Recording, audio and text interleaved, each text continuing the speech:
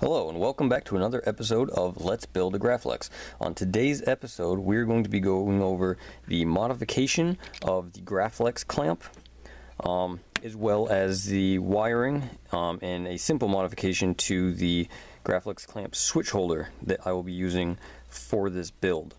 A few things that you're going to need for this video if you're following along is you're going to need the Graflex clamp itself, obviously. I'm going to be installing some mylar tape. This is 1/2 inch wide reflective mylar tape because I'm making it Empire Strikes Back accurate, and the Empire Strikes Back version had a strip of mylar tape around the length of the clamp, so I'm going to be installing that. To install that, I'm going to be using some 50% isopropyl alcohol. If you have 70% or 90%, that'll work too, just to clean the surface of the clamp before I put the tape on. You're going to want a kind of just a napkin. Any lint-free rag will work for cleaning that. For the switch, basically the only modification I'm going to be doing to the switch is I'm going to paint it. I'm going to paint it black, so when it sits in the middle of the clamp where it's going to, you don't see it because the white will stick out really noticeably, so we don't want to see that. So I'm just going to paint it, and to do that I just have some black sandable primer. Can says it dries in under 10 minutes. The 3D printed plastic is very porous, so it accepts paint really well and dries very fast. So I'm just going to do a couple quick coats of paint on this. That way it blends in a little better with the clamp. And in order to do that, I'm going to be using some rubber gloves just to protect my hands so I don't get them all paint and things like that. Another thing you're going to want is I'm going to be using a Dremel. You can use a file or something like that. I'm going to just be using the sanding bit on my Dremel to modify the clamp, which we'll go over in just a little bit. You're also going to want your wire for soldering onto the switch. Now, as we said before, you should be using 30 gauge wire. I'd recommend 30 anyway. You don't have to use it. But for a build this small, for these tight spaces with the chassis we're using, I'd recommend 30 gauge. It works really well. You can go 28 gauge, which is the next size up, but I really wouldn't recommend anything bigger than that, such as 26, 24, 22, anything like that. For this build, I'm going to be using black and brown just for the switch, because if we look at our wiring diagram, we can see that the negative of the switch is going to go back to the main negative pad on the board, and all my negative pad wires are black. So I'm going to be using black, and I've just designated brown as the switch wire, just so it helps me remember which one is which. You can pick any colors you want. You don't have to go by a certain color code. That's just the color I picked, so I'm going to be using black and brown for this build. And with your wire, you're going to want your ESD safe soldering iron. I'm going to be using a set of helping hands as well, and some heat shrink. If you don't have your heat shrink yet, you should definitely have some. I have a multi-pack of different sizes and colors, and we're just going to need a couple small pieces to secure up some solder joints. So that should be all you need for this build, for this video part anyway. So right now what we can do is we can get into disassembly of the clamp itself so that we can modify it. Okay, the first thing we're going to do is disassemble the clamp. Now, the modification I keep talking about is you'll notice that you can open the clamp, but you can't spin the handle. And that can make it tricky if you're trying to tighten it a little more to lock in the back half of the saber. If it's not quite tight enough for your liking, if you're trying to line up the grips and things like that, you want to be able to use the clamp to lock it down. But that can be impossible when it can't move, because you have to take the clamp all the way off in order to tighten it. Because what you have to do is you have to pinch the clamp together, and then this can spin. We're going to fix that today. So what you're going to want to do first is you're going to want to pinch this together. You're just going to unthread the clamp lever itself, and that just spins right out. And then the clamp's going to fall apart, and you have your one shell half. I'm not sure the technical term for it, but it's just hollow on the back side. And you have your other one, which has the threaded nut welded in the back side of it. We can just put those off to the side. And as you can see, we just have a hole through the center, and that's basically all the clamp is. So what we're going to do, if you look, is this lever is squared at the top half. Right where the lever is, you can see it's squared. The rest of it's all round. This part is squared. We have our little washer here that is also squared on the inside and outside diameters. And that fits nicely over there. And it keeps it from spinning. We also have the first clamp half, I guess you can call it, and it slides right in, and that is also square, and as you can see, it stops it from spinning. So the easiest way to modify this so that you can still spin this, spin the lever and have your washer stay nice and lined up and everything, is to just make this hole not as squared and make it a little more rounded, which will allow the lever to spin. Now, I've had several people ask, well, if you round it out and it's now able to spin, won't it come undone in normal use? Will it unthread itself? The answer is no. The pressure from the clamp and the pressure from it being on the saber pushes this apart enough that this will never unthread on its own. Especially when you close the clamp, it puts so much pressure on it, it will never come undone. And it will never open up. You'll never have an issue. So I don't know why they made it squared in the first place, but we're going to fix that. So it's actually a very simple modification. All I'm going to do is put this stuff off to the side. And I'm just going to take my Dremel, which, as I said, I have my sanding bit, just a hard sanding stone. I'm just going to take this.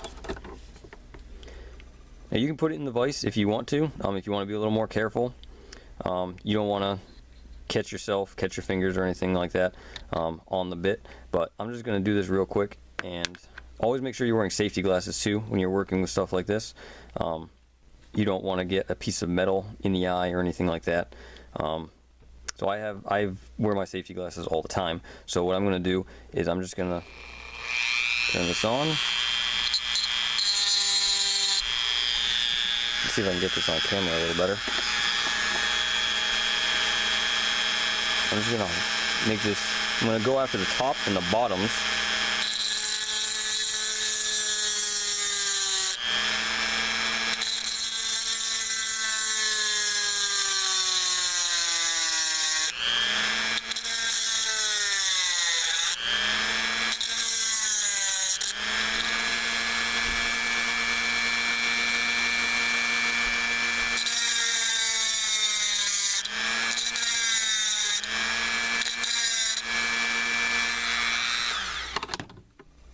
Now, as you can see, the top is nice and rounded.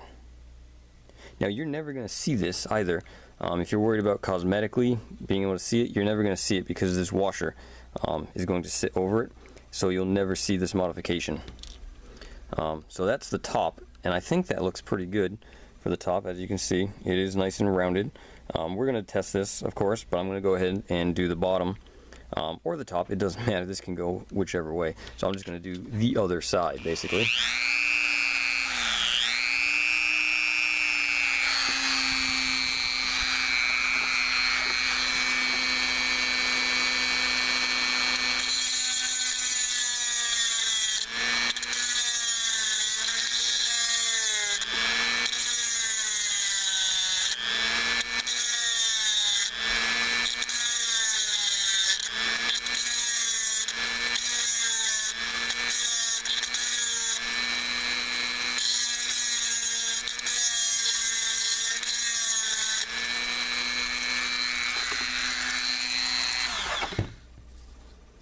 And there, you can see the top and the bottom is rounded out a little bit.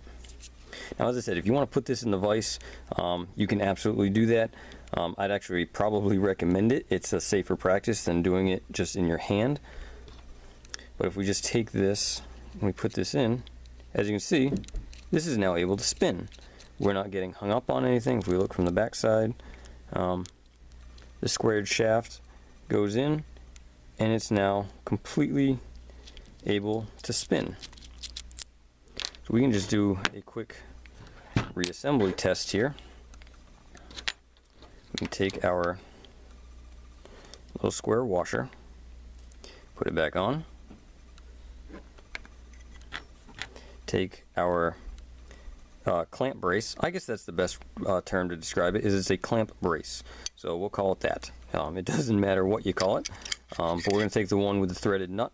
We're going to put it on the back side, and the back side does not have the slot for the screw. So always keep that in mind. I'm going to put our new modified half over it. We're going to slide this through. We're going to line this up. We're going to thread this together. Now at this point, this is caught. It's not coming apart. But what we can do is we can just let it fall into place. Then we can spin it. And as you can see, this lever is fully inserted, and I'm still able to spin it. And it's still tightening the clamp. Just like that. And it's actually protruding all the way, and you're never going to have it this tight because one, the diameter of the saber prevents it from getting this tight, and two, you'll never be able to get a clamp guard in there. But it's just this very simple and easy modification that allows you to be able to spin this. And I've had a lot of people ask, you know, how do I tighten it? How do I do this? And I'm like, well, you can either take it apart a bunch of times and tighten it one turn at a time until you get it just right, or you can just do the simple modification and you can just adjust it on the fly anytime you want to. So that is basically it for the modification. It's that simple. You just take the Dremel or a small file, like I said, you can do whatever you want, and you just make that hole, that squared hole, you just round it out on the top and the bottom. The sides you really don't have to worry about because it is it's longer than it is tall, so you don't have to worry about it. You just got to do the tops and the bottoms and round it out a little more, and that's really the easiest way to do it. It's a very quick, very simple, and it really just makes it a little easier to assemble the clamp. So right now, what we can do is, now that that's done, is I can go ahead and put on my mylar tape while I have this clamp disassembled.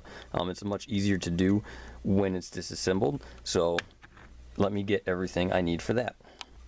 Okay, we're all set up to put the mylar tape on. I've got my alcohol, I've got my tape, I've even got a X-Acto knife here to cut the tape nice and straight. That way we don't have any rough edges or anything like that. So the first thing I'm going to do is I'm just going to take my rubbing alcohol. I'm just going to put a small amount on the paper towel. That might be a little too much, but it'll work. I'm just going to clean the clamp.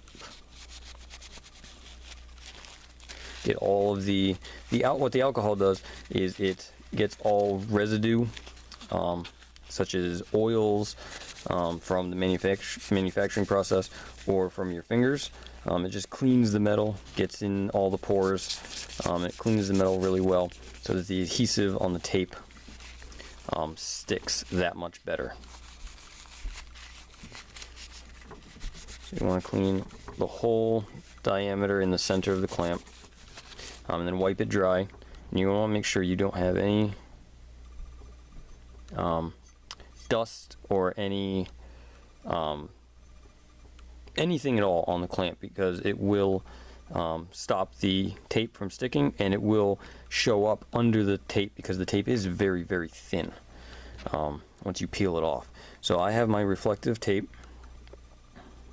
I'm just going to find the cut, which is right there. I've used this roll several times before. You can get some from the custom saber shop, but they're very rarely in stock, and they sell it in 6-inch lengths, whereas this is like a 73-yard roll. So you're going to be able to do quite a few if that's what you want to do. I've used it quite a few times, and it's worked out really well. So once you clean the clamp, you're not going to want to touch it. Don't put your fingers where the tape's going to go. You can touch around it, but you're not going to want to touch where the tape is going to go. Now this is the trickiest part, I think, is getting it nice and straight. What you're going to want to do is get the edge of the tape, use this slot as a guideline to make sure you're nice and straight, and then use these scribe marks as a guideline, because you want it to sit right in the middle. You don't want it angled, you don't want it off to the side, you don't want it kind of wavy. You want it nice and straight. So what you're going to want to do is peel back just a little bit of the tape, and you're going to want to line it up as best you can with, as I said, with the edge of this screw slot. And you want to get the tape as deep into the clamp as you can, where the clamp brace goes. You want to get it as far in there as you can, preferably right up against it, and just kind of apply the tape and use your thumb to peel it away, and try and touch the underside of the tape as little as possible as well. You can peel it off a few times. It's very forgiving.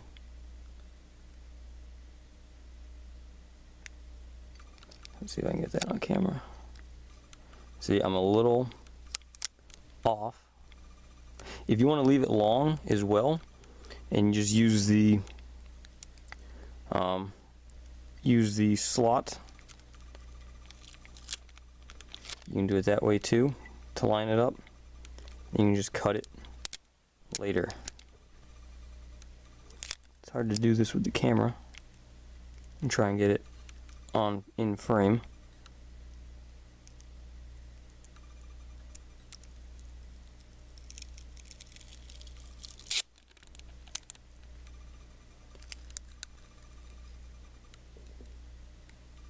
You want to pull the tape tight when you apply it.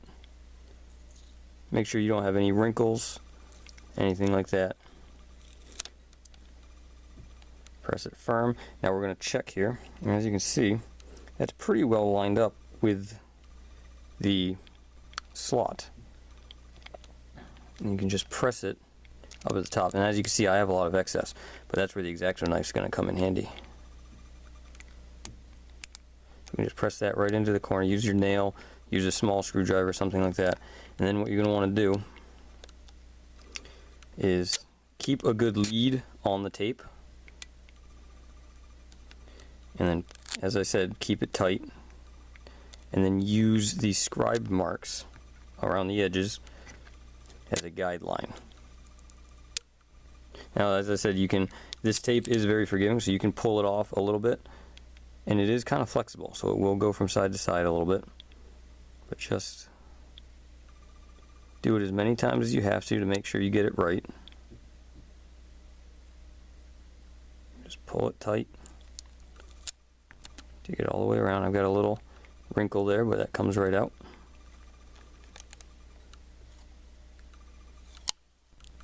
Started getting on a little to the right on me there.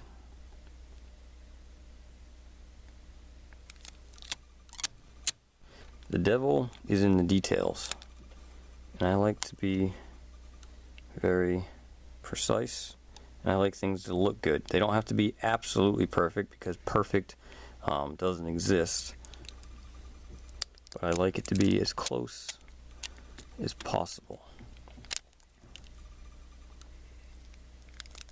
And then just use your nail again to get it down in. You don't have to worry about really wasting tape, because we have 73 yards here, and this is less than 6-inch diameter.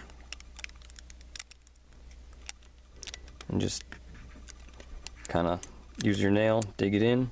Now I'm going to use my X-Acto knife to simply cut it right in the corner. It should being the keyword, peel right off.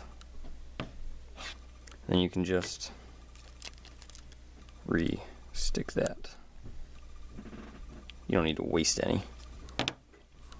And we have that nice and cut. We can do the same to the other side because we left that a little long. Just get right in there.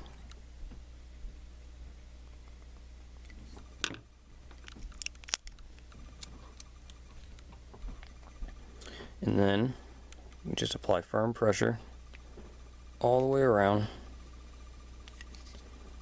and really make sure that tape sticks.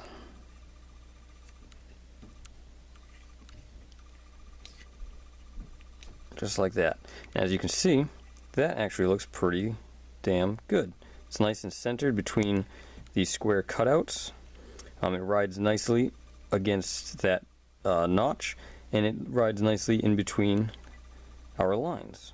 There are a few small imperfections of dust, probably a little tiny piece of dust there that was caught underneath. But the probability of getting one that's absolutely perfect without a single speck of dust, a single wrinkle, anything like that is very, very slim to none.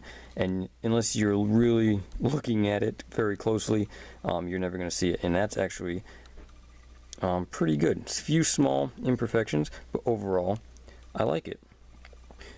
So that's basically it for the clamp. For putting the tape on it, that is.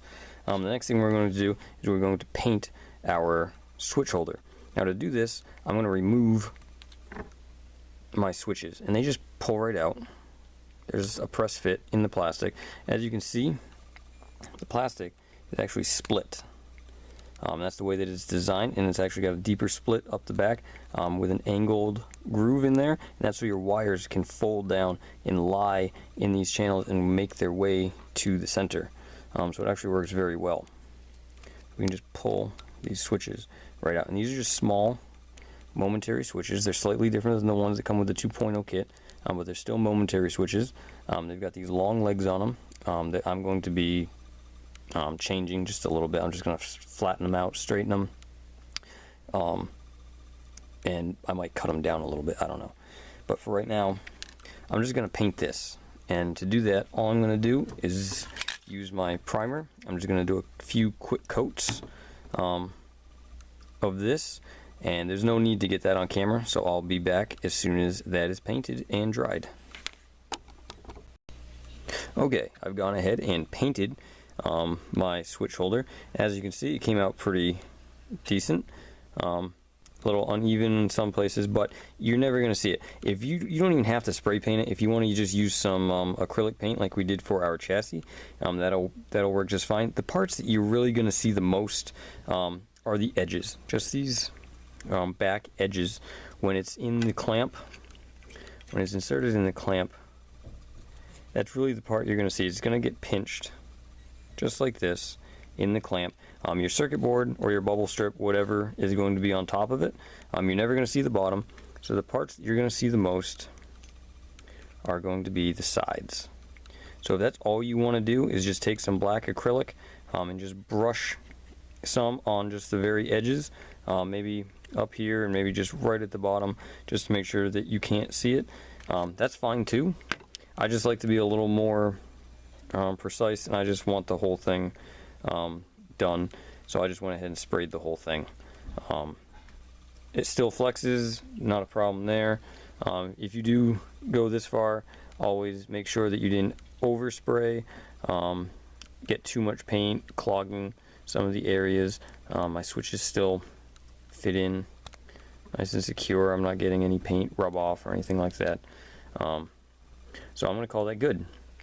Before we begin to reassemble this, you're going to want to make sure that your clamp lever goes through all the way. And as you can see, the threaded portion goes through the hole just fine, but then this bigger shoulder does not.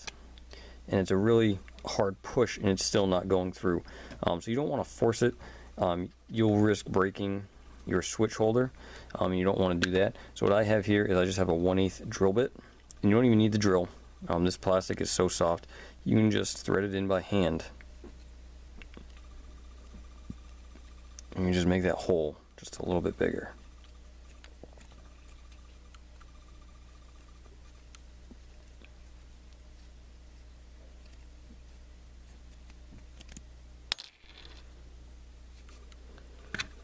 And that should work a little bit better.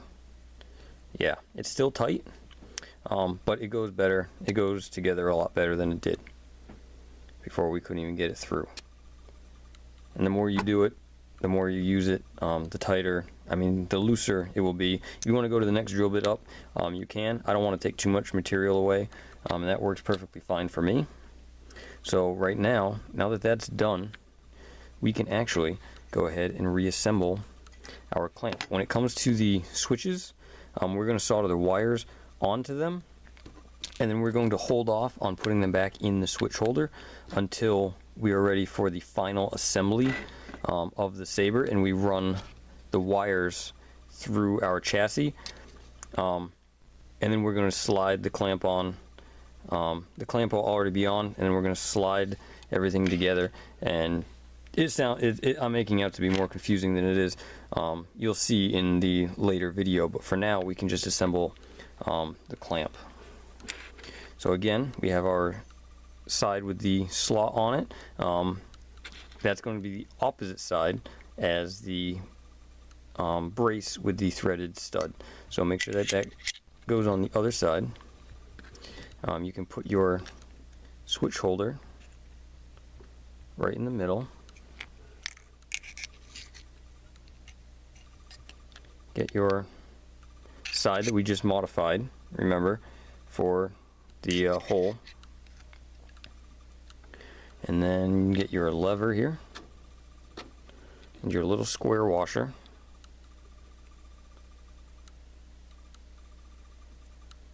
Slide the washer on, slide this through. Or if you want to just take that off for now, slide this in the middle. That slides right through.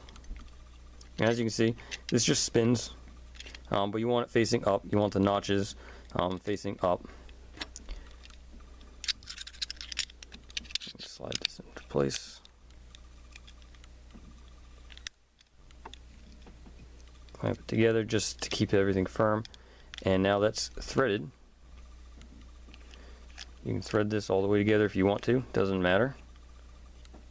I'm not going to, because I can tell already that that's pretty accurate as to where it's going to be. Spin this around to where it's supposed to go. Just like that. So our clamp is now pretty much assembled. And then of course you'll slide it over the shroud here. You'll have your inner core and everything in here, but you'll slide it over, lining up the center of the clamp with the cutout in the shroud, of course. That way it's a good 90 degrees. And as you can see, this is actually pretty tight going on. So now, instead of having to take this all apart, slide, and with this switch holder in here, it's near impossible to get this apart. Squeeze it enough that if you didn't modify this brace to be able to spin this, you'd have to take it all the way apart in order to use it. So that's why I really recommend doing the mod. But as you can see, this is a little tight, so all we can do is just unthread that one turn, and it goes on so much easier. We can even unthread it one more, and it goes on even easier. So as you can see, we have our screw hole that lines up, everything's good. We can tighten this down. That's actually very tight on the shroud. As you can see, it doesn't go anywhere, it doesn't move, but if we want to, we can tighten it down just one more, and it's even tighter. As you can see, we had that nice snap effect, and now it's really tight, and I really can't even spin that on the body, and that's really helpful for when you want your lower body to not spin, is we can put this on. If you want your grips and everything to line up, you can do it like this, and you can tighten this down, and now that lower body will not spin. It takes a lot of force to get it to spin. So that's the real benefit of doing this mod. It's a very quick mod, it's very simple, and it really makes it just a lot easier to get everything to stay clamped a lot better, a lot easier than it was before, especially if you have this switch holder, because the switch holder is going to make it so you can't pinch the clamp together all the way to spin this. So if you have the switch holder, it's pretty much mandatory that you modify this clamp brace. But for now, we can just undo that, pop that back out. I'm gonna make it a little easier to take this off. I'll just slide that back off. So now we have our clamp that is pretty much all done. So we can set that off to the side. And for right now, we're going to focus on just our switch. Now, as I said, we're not going to be using the other one because with the Nano Biscotti version 3 or version 2, if you're using the 2, it does not have the option for an auxiliary switch. It doesn't have any blaster deflects or lockup sounds or anything like that, so it doesn't need the second switch. So we're not even going to use it in the switch holder. We might use it in the switch holder, actually, now that I think about it. We'll see, but hang on to it. We may not use it, we may. It won't be a functioning switch, but it may still take up space in the switch holder to put pressure on the clamp card in the back half. So right now we're just going to focus on this, and I'm going to solder my lengths of brown and black wire onto it. Now the first thing I'm going to do before I actually solder anything together is I'm going to straighten out the contacts on the switch itself. I'm not really a fan of how they're bent, so I'm just going to take my needle nose here that don't have any teeth on them, and I'm just going to smooth these out. Basically, I'm just going to pinch them. That's one. That was easy. And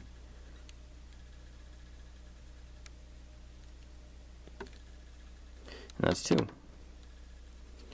it's as simple as that. Now, I'm probably not going to cut these. I like them. I like the leads the length that they are. I'm just going to solder right onto them. And we can go ahead and get set up to do that. Okay, I've got my switch in the jaws of my helping hands, and I have my black wire here. I have my about an 1/8 of an inch maybe of wire sheathing stripped off. I'm just going to go ahead and tin up both the lead of the switch and the wire itself. I'm just going to apply just a little bit of solder first.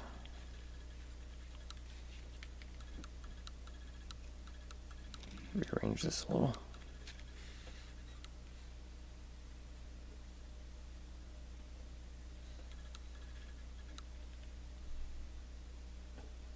Just a little dab will do.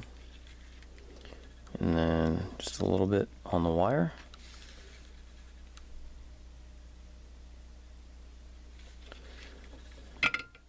Now I know from experience of having done this before and using this clamp switch holder, I know that the wire will make it a little difficult, especially with the heat shrink on there, to allow the switch to sit in the switch holder. So what I'm going to do is I'm actually going to solder to the inside edge of the lead on the switch. That way it's on the inside, whereas if it was on the outside, it would take up a little more space and be just a little more difficult to fit in the switch holder. So just a little tip for you guys. You can put it on the inside edge,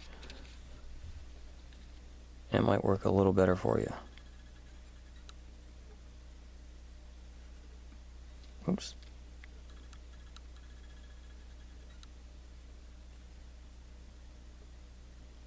That's a little better.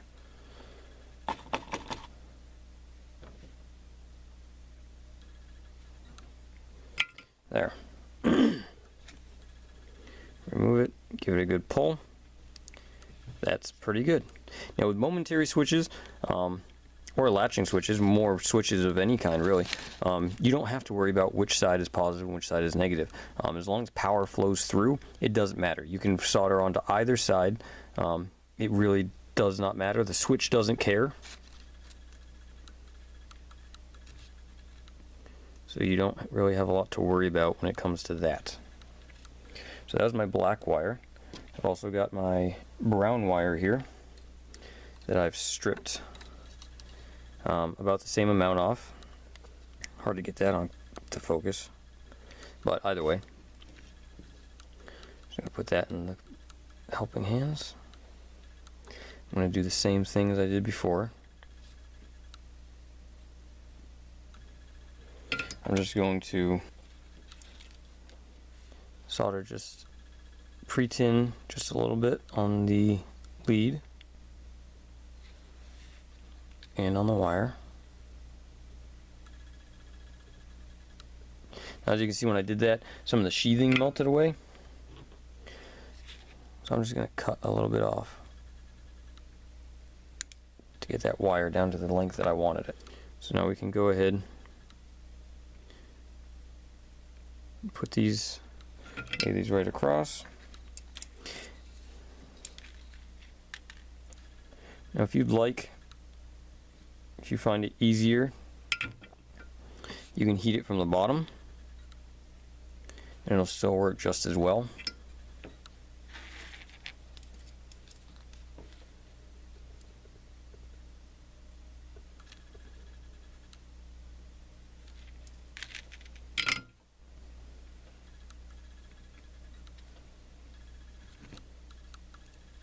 And that's a good joint. So we now have two very good solder joints without taking up a lot of room on the outside of the switch. As you can see, our profile on the outside really hasn't changed that much. So what I'm going to go ahead and do now is get my heat shrink out. I'm just going to cut two very small pieces just for the length of our solder joints here.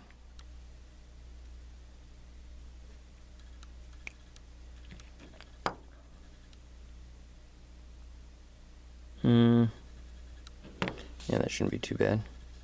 Now, as you can see, our contact goes up the switch just a little bit. So to protect that from anything happening, you never know what could happen. A little trick that Rob Petcow does on the videos for the Custom Saber Shop. If you haven't watched his videos, I highly recommend you do. These are much better than these videos. A little trick I learned from him is you can cut the heat shrink at an angle like that, and when you slide it over, the wire, and slide it over the contact, you get the angle of the wire, the heat shrink right. You can see it will actually sit over the extended contact a little better, and when it shrinks down, it'll cover a little more of that, thus protecting that exposed edge. There. I like that a lot better. Our contact up top is now nice and protected. This one over here is protected, I think, well enough. The majority of it is pretty well protected, and our solder joint is now nice and protected. As you can see, our wire is much more sturdy than it was before with that shorter piece of heat shrink on there. And what we're going to do is we're just going to bend this contact. We're going to bend it in, because when it sits in the clamp, it's going to sit forward. Let's say that over here is the front of the saber, and our hole is back here. So we're going to want our wires to run back. So we can just angle this one, or you can angle the other one. It doesn't matter which one you angle. And it'll just help our wires to run a little smoother back to the channel that we drilled. Alright, so there you have it. We have our switch that is all wired up. If you want to heat these wires up and twist them like we did for the LED, and twist them together, you can go ahead and do that. These are just going to go straight back to the soundboard, so we don't have anything that's going to tie into them or anything like that. So if you want to twist them to make them a little neater, you can go ahead and do that. But as for the assembly of the clamp and the switch, that's basically it. We have our mylar tape, we have our mod all done, we have our switch holder in place, and as I said, we will install the switch holder, the switch into the switch holder when we get ready to put everything together. You don't really want to do it too soon. It'll make things a little more difficult for yourself. So we're just going to hold off for now. But that's basically it for this episode of Let's Build a Graflex. Stay tuned for the next episode where we go over the installation of the battery as well as the speaker. So stay tuned for that one. Thank you for watching.